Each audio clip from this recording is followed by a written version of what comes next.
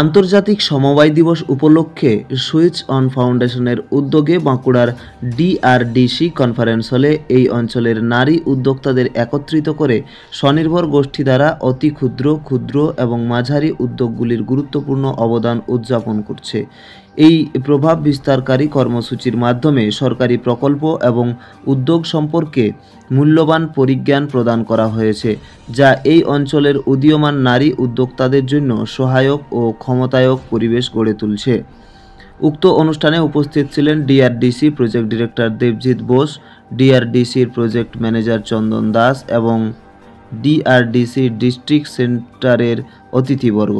এই অনুষ্ঠানে কোঅপারেটিভ বা সমবায় এর গুরুত্বপূর্ণ ভূমিকা সম্পর্কে বিশেষ আলোচনা করা হয়। উক্ত অনুষ্ঠানে উইভার কোঅপারেটিভ সোসাইটি এবং রামপুর মহামায়া খাদি গ্রামোদ্যোগ সংঘ, খাদি সোসাইটি ইত্যাদির মতো বিভিন্ন সমবায় সমিতি থেকে প্রায় 40 জন মহিলা আন্তর্জাতিক সমবায় দিবস উদযাপনে যোগ দিয়েছিলেন। দেবজিৎ বোস বলেন, সমবায়গুলি হলো আমাদের স্থানীয় অর্থনীতির মেরুদণ্ড। এগুলি নারী উদ্যোক্তাদের সহযোগিতা, উদ্ভাবনী চেতনা, প্রয়োজনীয় সংস্থান এবং সহায়তা উপলব্ধ করানোর জন্য একটি মঞ্চ হিসেবে কাজ করে। আমি সাধুবাদ জানাই সুইচ অন ফাউন্ডেশনকে এমন একটি প্রভাব বিস্তারকারী অনুষ্ঠানের আয়োজনের জন্য, যেটি মুখ্য স্টেকহোল্ডারদের একত্রিত করে ক্ষুদ্র ব্যবসার গুরুত্বপূর্ণ অবদানগুলি তুলে ধরা হয়েছে। এই অনুষ্ঠানের মুখ্য বৈশিষ্ট্য ছিল যে এখানে সকল নারী উদ্যোক্তাদের সাফল্যের কাহিনী তুলে ধরে তাদের উদ্ভাবনী পণ্য এবং পরিষেবাগুলি প্রদর্শনীর ব্যবস্থা করা। সরকারি প্রকল্প যেমন ভবিষ্যৎ ক্রেডিট কার্ড, কেভিআইসি ইত্যাদি সমবায়গুলির ভূমিকা তুলে ধরা হয়।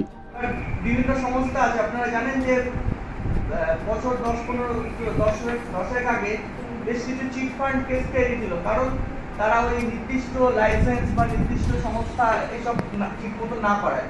তো আমরা হঠাৎ করে সরকার এইসব সংঘকে দিয়ে এরকম টাকা পয়সার কাজ করাবো, এদিকে তাদের কোনো লাইসেন্স থাকবে না, নির্দিষ্ট বিধিবদ্ধ নিয়ম কানুন থাকবে না। ওই জন্য খোঁজ করা শুরু হলো যে সংঘকে কিসে অন্তর্ভুক্ত করা যেতে পারে। অনেক কিছু নিয়ে ভাবা হয়েছিল, অনেক কিছু যেইগুলো নিয়ে ভাবা হয়েছিল অথচ করা হয়নি, তার মধ্যে অন্যতম হচ্ছে এনজিও।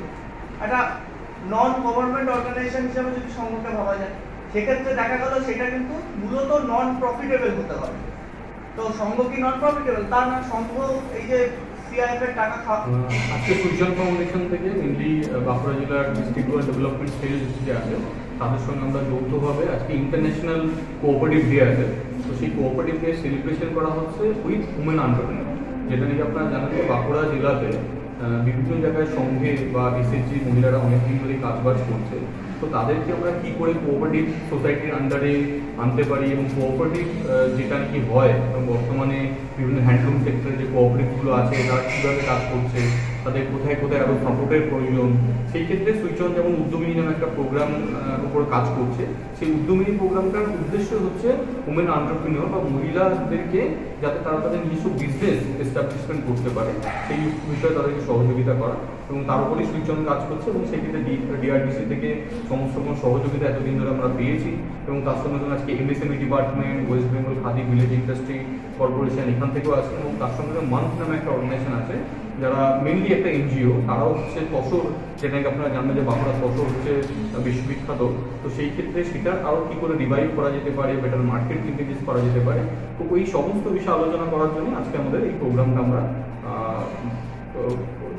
করেছি, অর্গানাইজ করেছি। আর যেখানে বাঁকুড়া জেলার বর্তমানে প্রায় 3-4টে ব্লক থেকে, সোনামুখী, পাথরসায়, তালডাংরা ব্লক থেকে এবং জয়পুর ব্লক থেকে কিছু দিদিরা এসেছে, প্রায় 50 জনের কাছাকাছি দিদিরা আছে আজকে অন্যান্য গভর্নমেন্ট অফিসারদের সঙ্গে। আজকে ট্রেনিংটা কিসের ট্রেনিং?